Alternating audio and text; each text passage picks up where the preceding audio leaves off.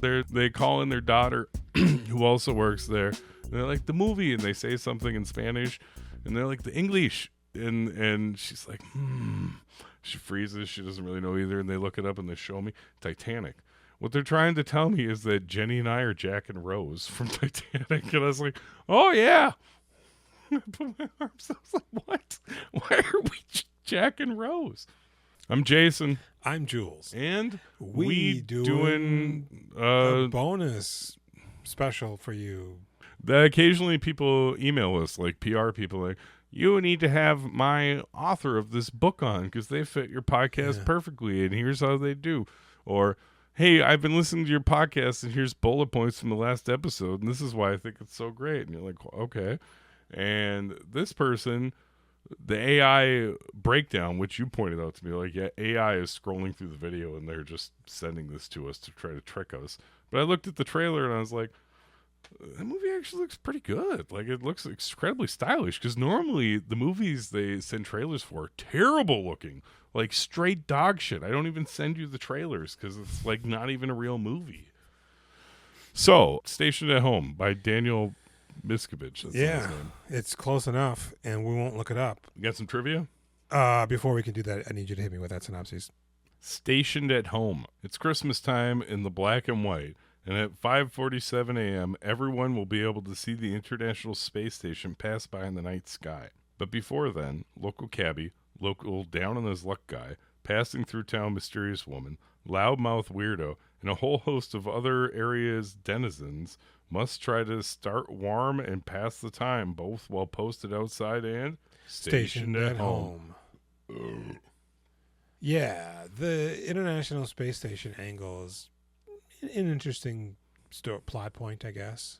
I don't quite understand it, how that works. Like, you don't see it otherwise. It was just like a dot through the sky, too. You know? Yeah, it's like, oh, shit, there's Frank. He's giving me the finger. Hey, what the hell? He got me He's fucking good. my wife. But, yeah, I mean, like, it just orbits the planet, right? So, I mean, can't you see it at other points? Or is it crashing to Earth now? Like, what the hell's going on here? But that's the premise that we slowly unfold to. This takes place in Binghamton, New York. And so there's this old cab dude. Like, there's a lot of news voiceovers throughout the movie talking about this goddamn space station. Brace yourself, folks, and get ready to look up in awe at this celestial masterpiece. A celestial event brought to you right here at home. Talking about science and shit. It's the all-night radio guy. Yeah. The radio station he listens to. Ralph. Is that his name? I think so. And that reminds me of the radio from a video game called Alan Wake.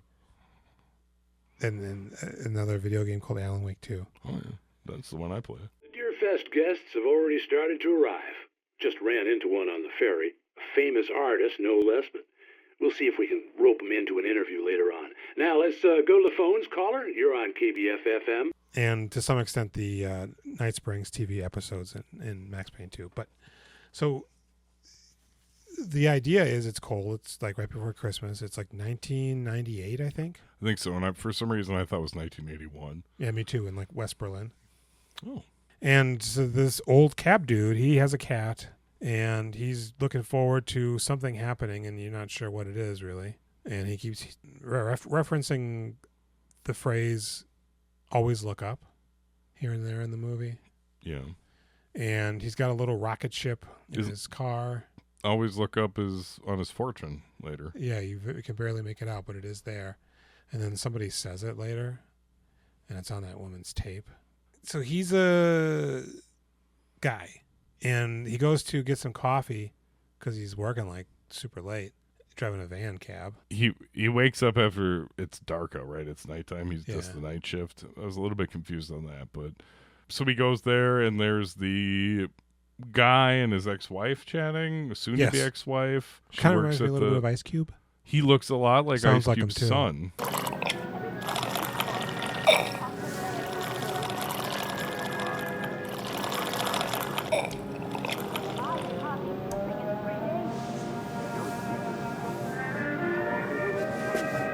So, yeah, they're arguing. He wants her to take him back. She's like, not being really gruff or anything, but she's like, nah. And he's got a kid with her, right? Yeah. And the whole while, the guy's back there just making a nuisance, pouring his coffee. I know. It's so awkward because it's like, he's just a customer. He shouldn't have to deal with this being so awkward. Yeah, and I thought the guy was going to blow up at him, but he didn't. This is the kind of movie where even when there's some urgency, it's still moving at a pretty slow clip. It's cozy. This movie's very cozy. The black and whites are very rich. Mm-hmm. It's a very beautiful looking movie.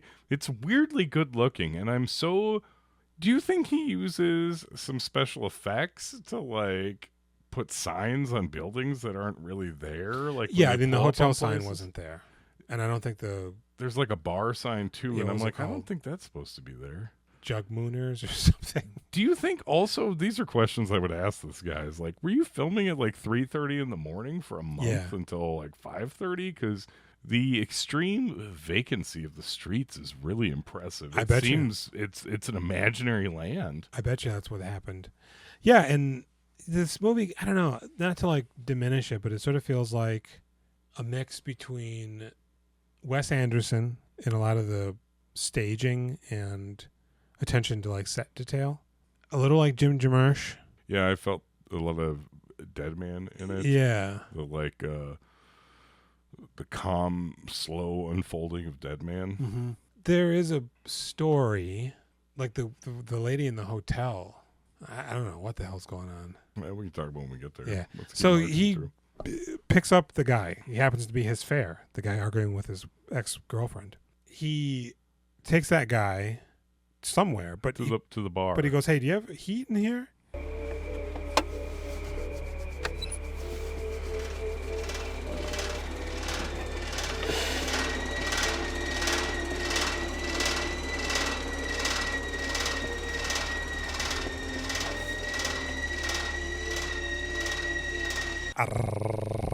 And he goes, never mind, turn it off. Mm-hmm. But then he gives him a coin because the guy got a scratch off.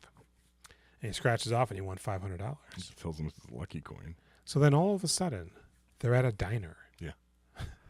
Eating quickly. And there's 2 full plates of food, like spaghetti and eggs Benedict. And then she brings down like 2 plates that have some semblance of like meat and mashed potatoes on it. And they're just as fast as they can. You guys need anything else? And he goes, no, I think we're good. So he won, and now he's treating this guy? Yeah, I mean, they're like one together. He has $500 more than he had a minute ago. Because he's not in a hurry, but he's still charging him for the fare? Do you think he's charging him for that stop? I mean, he is his fare. So he's charging him for his regular... Oh, yeah, I guess he could have given him a free ride. Because I don't know. But, I mean, all that food they probably bought, probably like $40 of the food, you know. Quite a bit, yeah. And it's snowing out, even though it wasn't previously. And he has a ring because he's going to propose to that woman. Mm-hmm.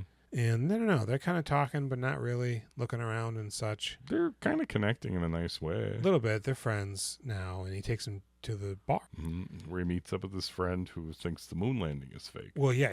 Before he gets there, this dude, Jack, is harassing the bartender, Robin. What's your name? Robin.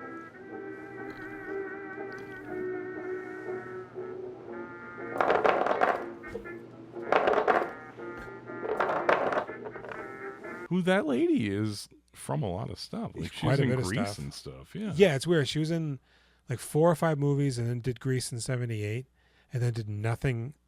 Max? Will you go knock on the guest room door? Mom's in there, okay? You can't be on the podcast again. Love you. Good night, Max. And then she's not in anything from between 78 and 98 when she comes back. She's bad, but like she's not, because this movie has a tone. And sometimes it's it straddles a fine line because it's not quite reality, but like her delivery, specifically her, and then this whole moon landing conversation stands out to me as like not working super well. Well, so the guy, he has 2 rocks. This is really, really funny because he gets up from his seat and he moves closer to the friend. Mm-hmm. But there's still like 2 or 3 seats between them. And he just starts leaning over and like holding onto the bar to shake his hand, and he's leaning over, and they just touch briefly. Mm-hmm. I thought that was really funny. I laughed. I find Jack to be extremely entertaining in this movie. He reminds me of Mark Darby Robinson, 110%. Like he studied under Mark. I cast my line out, and my wife was standing behind me, and I cast my line out into the water. And little did I realize that I had just hooked my wife's larynx, her throat, yeah, man, her Adam's apple. So I think he's really interesting. And the other guy that I feel like pops really hard is that motivational speaker. There's like something magnetic about him, and he's got like no credits either. He's got like a very small handful of things. This is, we're dealing with a very Owner Tuchel, David Gordon Green, Robert Longstreet situation here, where these guys are all working on these different shorts in this very small area together. This is another example of the North Carolina boys, which is everywhere. You know, you find your clique, and that gets you work over here and work over here, but you're still in the same circle. Yeah, because the cop was in one of the shorts that this director did previously. The cop looks like that guy from Patriot. But brother. everybody, even the bartender. I'm like, oh, is that the woman from Requiem for a Dream? Oh, Ellen Burstyn? Yeah, like everybody fucking feels and looks like somebody. Even the cab driver, to me, I'm does like, look like somebody. I know that guy. But yeah, he's like got moon rocks, but we don't know they're moon rocks, but they're rocks, and he drops them, and the guy goes to help him pick them up because the convenience store guy, Harry, he's there now, and is friends with the guy from Lost, and they're just drinking. And I find this whole dialogue about the moon landing, though, honestly, takes me right out of it, because I felt like this should feel like Clerks, you know, like a snippy, snappy, sharp dialogue, and then it's like, it's kind of nothing. It doesn't really feel like anything. It just feels like a blah zone where you're supposed to be picking up on personality and you're not. For me, it felt like he was gravely disrespecting the guy's daughter, because he goes, yeah, my girl, man, she wants to be an astronaut. She wants to be like the first lady astronaut or whatever. And the guy just like seems like he's brushing it off, like, yeah, man, kids, they believe in the dumbest shit. And like Santa Claus. And the guy goes, and I thought he was like offended, like he's saying his daughter is stupid and she can dream, but it's like it's such a fairy tale for his daughter to be an astronaut. Would you want to be a scientist? And he's like, what does that have to do with Santa Claus, man? What you saying? And I'm like, oh, okay, something's happening here. But it turns out that because Santa Claus is fake, as is the moon landing. Oh. And then, it doesn't really go anywhere. But that Jack guy gets up and he goes to the bathroom and he starts shaving and making all sorts of ruckus, wild noises. He's digging through a bunch of fake IDs and he's doing lines of coke. Oh, yeah. And then he tilts his head back and is like,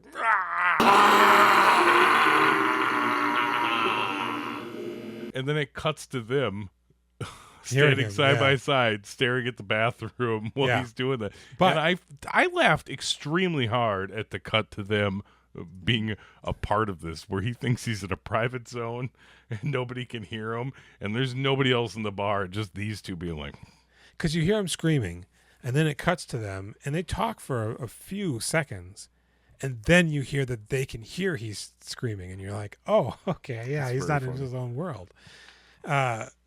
But before he comes out of the bathroom, and while all of that is happening, the cabbie gets a call to pick up somebody from the airport or from the train station, and it's that woman, right? And he takes her to the hotel, or does she get there by a different cab? No, she's just there? She's not related to this timeline.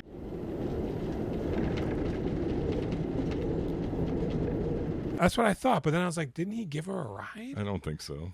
I think she got a cab ride to the hotel. That's his mom? I think it's his mom. Yeah. And this is a long time ago. And so, but he does pick up that guy who needs to go to the airport, and he's acting real weird, and it's really good. Yeah, he's great. Like, this kind of feels like something out of 3 a.m. This movie is light years beyond 3 a.m. Oh, God, yeah. You don't think I'm like crazy or something? No, not at all. Never crossed my mind. What is it you see exactly? Ghosts in white sheets. I haven't seen Night on Earth in a long time, but that's like an interesting little cabbie movie. Fuck you, and fuck you! Try driving school, you fucking Nimrod! I think I expected these stories to be a little more riveting, a little more kooky, perhaps. Mm-hmm. But I think this movie actually hits like the perfect tone for this. I don't know that it needs to be 2 hours long, but No. I think this could have been an 80-minute movie.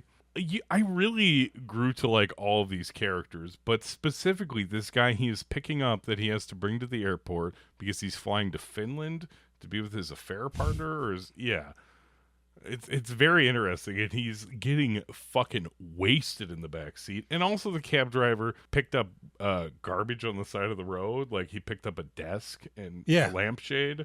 Which felt a little like Punch Drunk Love. Which is weird. He's stashing these things in his taxi van, which is galaxy themed. It's a space van. And we haven't even touched on him talking to the dispatcher, who's like a bizarro Paul. Who's the guy on Letterman? The band Paul leader. Schaefer. Hey, you know Ralph, huh? Well, Ralph's our best driver by far. That feels very Wes Anderson. The whole mom subplot feels very David Lynch.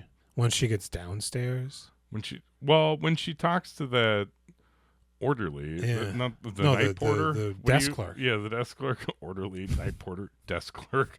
And she's like about to ring it. And he's like, ah! He wakes up from his nap and starts banging it. And then they have their conversation. He seems like he's out of a different world. Yeah, his name's Igor in the credits. Yeah. She kind of reminds me of Isabella Rossellini. He goes, "Oh, don't go down to the basement, though. They're renovating." Mm-hmm. And when she does eventually go down there, it's an entire fucking opera house. Yeah. Like, damn, this is underneath the hotel? Yeah, okay.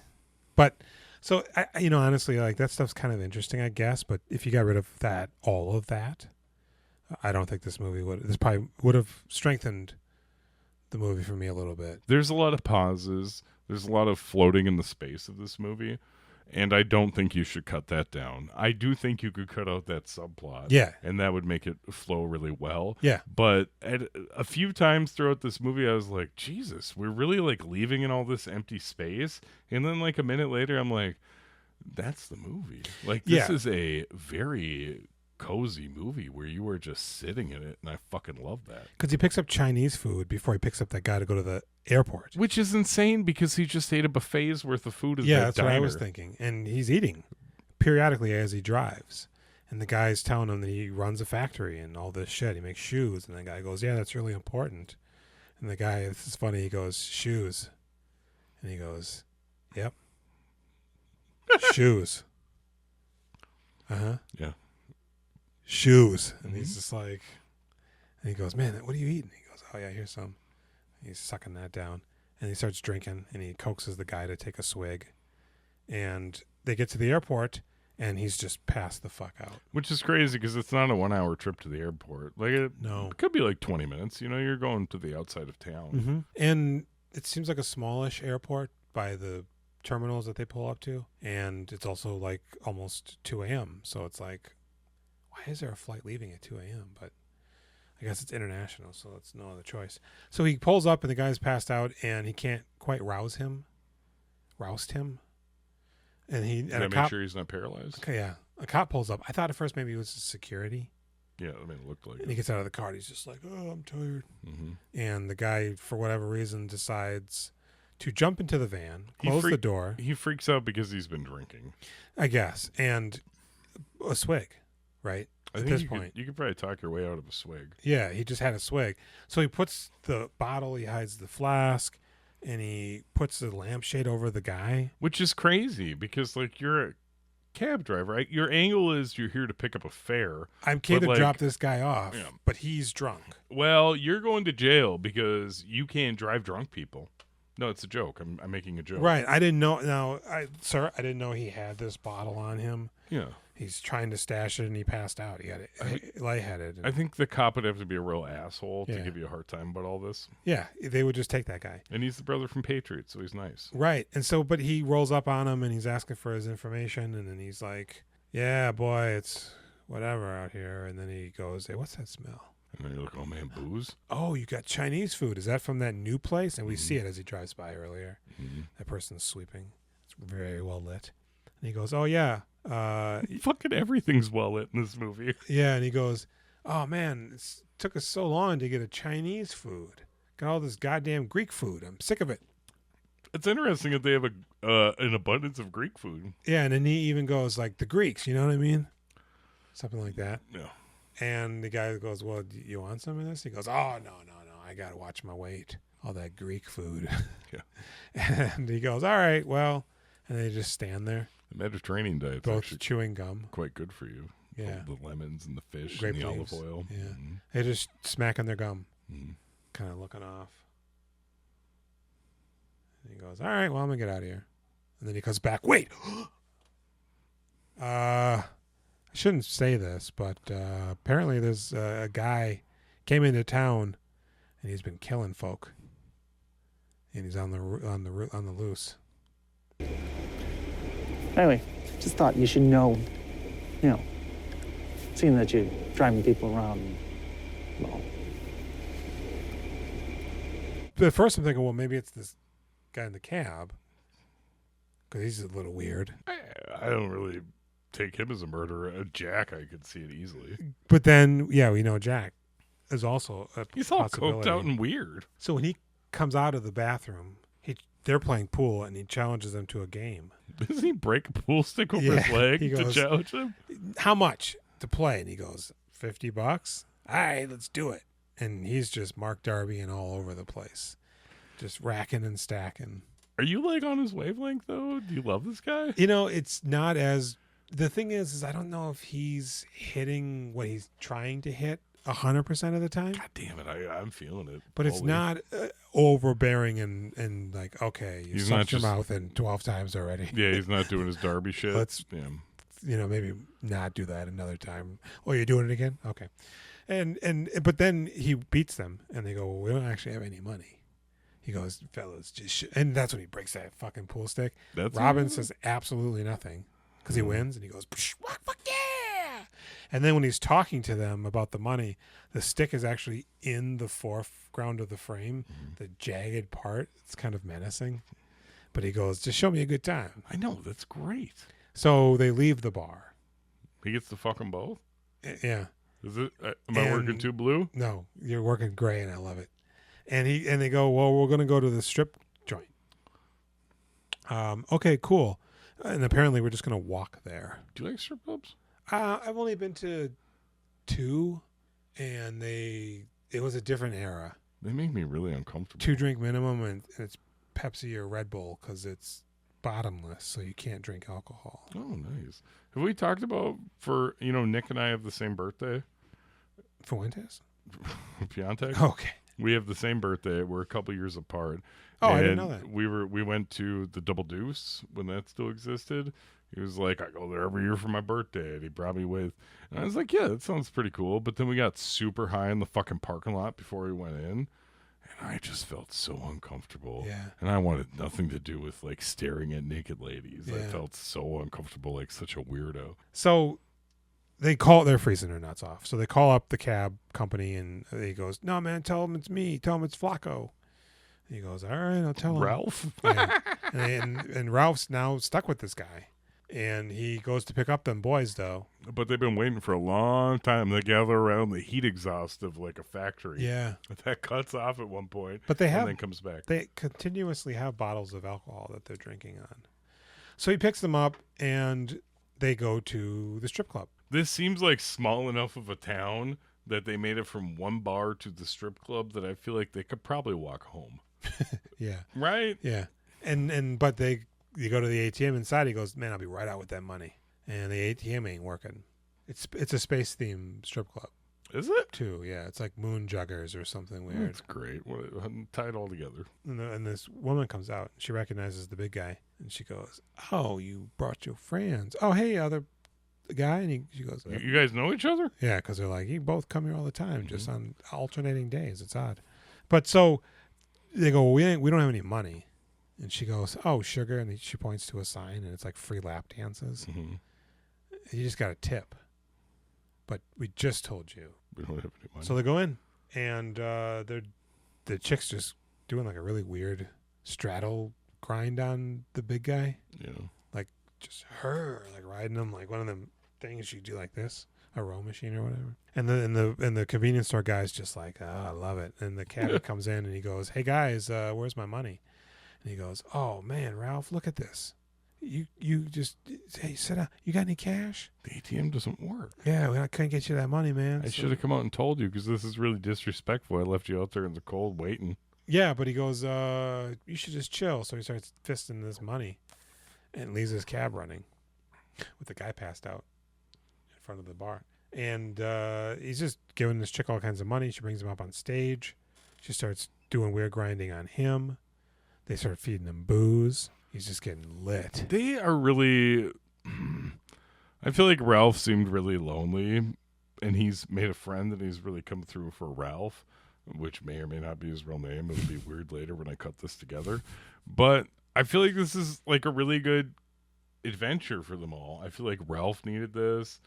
I don't know. There's like Ralph ends up, or the cabbie ends up being like a really good friend, even though they just met that night. It's great. They have a wonderful adventure together at the strip club that probably costs him every single cent of his winnings. Yeah, but great for the dancers. They get to go home with pockets full of money on a night they expected nothing from. Very true.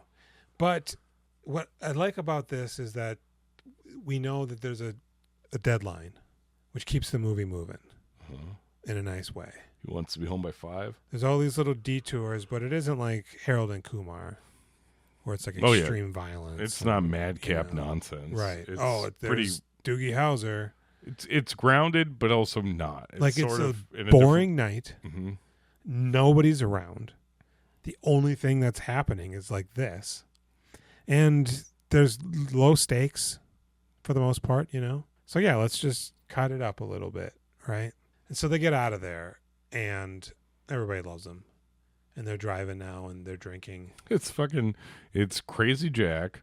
It's the big friend from the bar, and it's Ralph, and then Lampshade Head. He's passed out, yeah. And we see the cop parked outside the Chinese restaurant. My God. And trying to use chopsticks. And prior to this, you see, what's the cab driver's name? I keep wanting to call him Ralph. Doesn't matter. Cab driver fucking decides to punch it for no reason. The cab driver's name is Ralph. Oh. The convenience store guy's name is Harry. Oh, man, we fucked up bad. Jack, and I don't know the friend's name. Oh, we suck. Yeah. Okay. So, Ralph, the cab driver. I've actually been calling the cabbie Ralph this whole time. I thought you were calling the other guy I know, Ralph. now that I realize that, yeah. Everybody's Ralph. So one of the Ralphs decides to punch it because he's been drinking. And he's like, I'm going to go real fast in my van. You see it climb 40, 50. And you're like, oh my God, why would you do this? You're drunk. This is going to be a problem. No, I think he's just driving regularly at first. Well, yeah, at first. But then he just out of nowhere decides to put the pedal to the metal. Because Jack throws a bottle out the window and it smashes on the cop's car.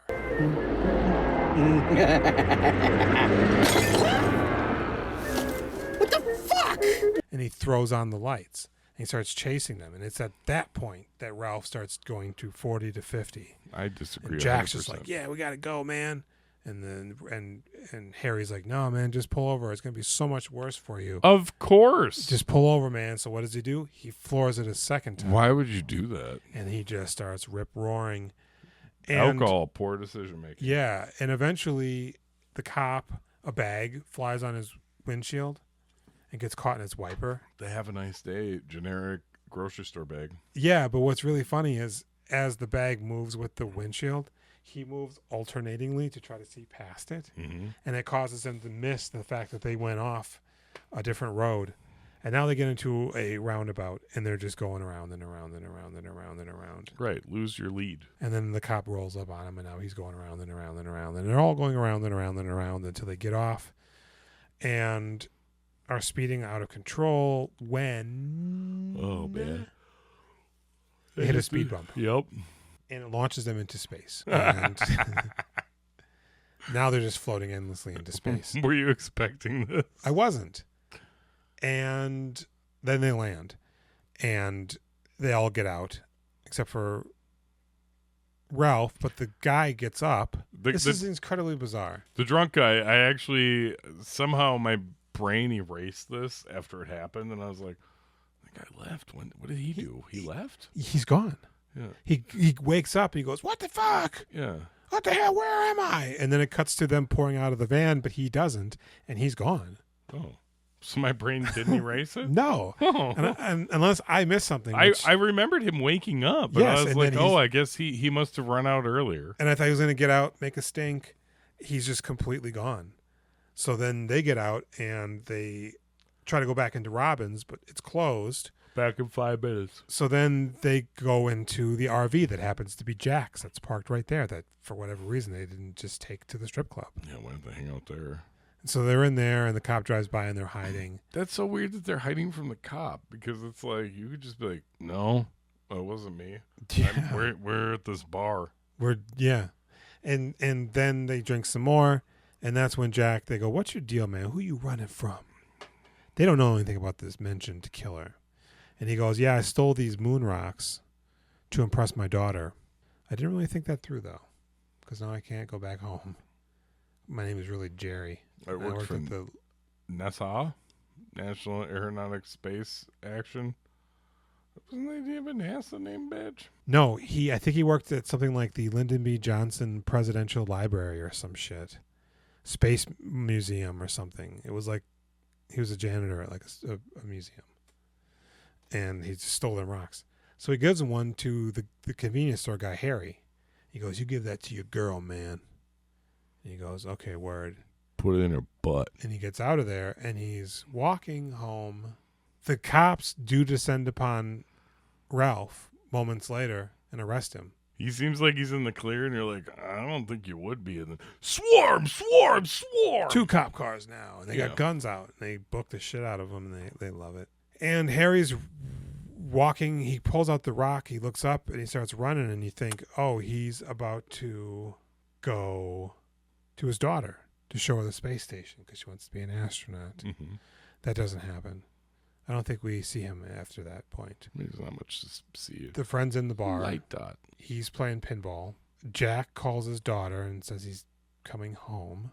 Ralph sees the space station go by from the cop car. They cut to his cat sitting on the couch looking out the window like, where the fuck is this guy? And the cat is by a picture frame of that lady from the hotel. Yeah. With a very young child that is clearly him. Because when she finds the supposedly under construction underground, it's an opera house, and there's a guy on a piano, and then all of a sudden the band starts playing, and then all of a sudden a guy starts dancing, and he looks like... It looks great. He looks like he would be the director with that level of personality, and he's like uncredited, but his name is listed on. Well, and it's funny you should say that. It's not the director. No, it's not. And she's giving him a weird look. He's giving her a weird look. She's got a tape recorder that she keeps doing stuff with, and then she goes upstairs to her room, and she's playing the tape recorder, and we see now that it is her saying, "Always look up," or somebody, and. Is that his dad then? I guess. Yeah. And this is when he was conceived. She's not killing herself, which is what you would think. This is the night your mom killed herself. Yeah. Because I don't know. So yeah, then the movie's over. Well, maybe she didn't conceive because who's she recording those tapes for? And also, I don't think they had recorders like that back when he would have been before he was born. Well, and I assume she was recording the music. Those are like 80s tape recorders. Yeah, those are like FBI interrogating you recorders. Mindhunter. And yeah, that's it, man. I like this movie. Yeah. It feels like the type of movies that I cut my teeth on back in the day, right? That's why I wanted to watch it, because when I watched the trailer, I was like, it's that. Like, if you told me this was from 1998, I'd be like, wow, it looks really, really good. It's pretty beautiful. It feels like it's from 1998. Yeah. And it's really good looking. I'm assuming he shot it on film. Right. Like, I don't know. I kind of think no. It'd be difficult, some of those shots, but I think he's got some sort of magic touch. We don't know how things work. So I feel like, because, like, this movie would be very expensive to make on film. it would be, and quite difficult to set up the camera and capture those quick shots. But this is his first directorial feature-length film. And there's one thing about this that sets it apart from a lot of these other movies that we watch. That, no, there's not a lot going on, but there's such a steady, sure hand. Yeah. You know? There's a specific amount of talent combined with heart, which Yeah. is not the combo you normally get. Like, it's really, the only thing that I had a gripe with was when they were eating in the diner. They really sped that footage up. You didn't like that? I thought that was wildly amusing. Like, I felt like they were trying to get that food down quick, a lot of it, because he had to get back to work and the other guy was trying to meet his friend. It's just the speed up effect. It feels like a throwback almost to like a Marx Brothers or Laurel and Hardy kind of bit, or whatever. But yeah, man, this movie's pretty dang good. Nice treat, right? Yeah. Didn't like change my life or anything, but no, and I wouldn't watch it again, and it's not going to be like high on my list of like movies of all time or anything. But like you would pay attention to the next movie he makes, right? Yeah, it was a little long, like we said, but yeah, like when this guy's next movie, which is probably going to be like the next James Bond or something, we'll see how that works. But I don't know what would come next from this, because there's 3 writers. I don't know if he's one of them or not. No. It's I feel like one of them's related to the guy that played Harry or something. No, it's like 2 people from the cast that help, I think, fill out the ideas, and then he wrote the actual script. Okay. I think it was like ideas and story but then the actual script is by the director. But yeah, what would you give this movie? Give it a 6.5. Like, technical level, I would probably give it an 8 because Yeah. I thought it was really impressive. But storyline, like, it's a little bit too long, but I feel like it's a 6.5. It was enjoyable. Yeah. I had a nice time. Good music, looks good. Everybody's pretty good in it, or at least as good as they need to be. Boy, yeah, it'd be dangerous to give it a 7, because that would imply things. God, but honestly, the technical level behind it and the coziness, you do it. Yeah, it's odd when it's like you come across a pretty damn good movie, but you really get what you need out of it, Mm-hmm. and you don't. There's no reason to ever return to it except for if you're pulling clips to edit this episode. But yeah, I give it a 6.5 as well. Okay. And good job. Call us on our hotline at 763-634-1897. Yeah. Like this video, subscribe to the channel, leave a comment, rate us, review us on podcasts, suggest a movie, and shout our praises from the rooftops, Mm-hmm. and herald our arrival as if we were Galactus. And we'll see you on Christmas Day with a very limey Christmas. Yeah. Out of here. You're out of here, Pittsmas. Tell him I'm Jules. Oh. fucking coming. I'm Jason. Yep. And that's the end of the episode.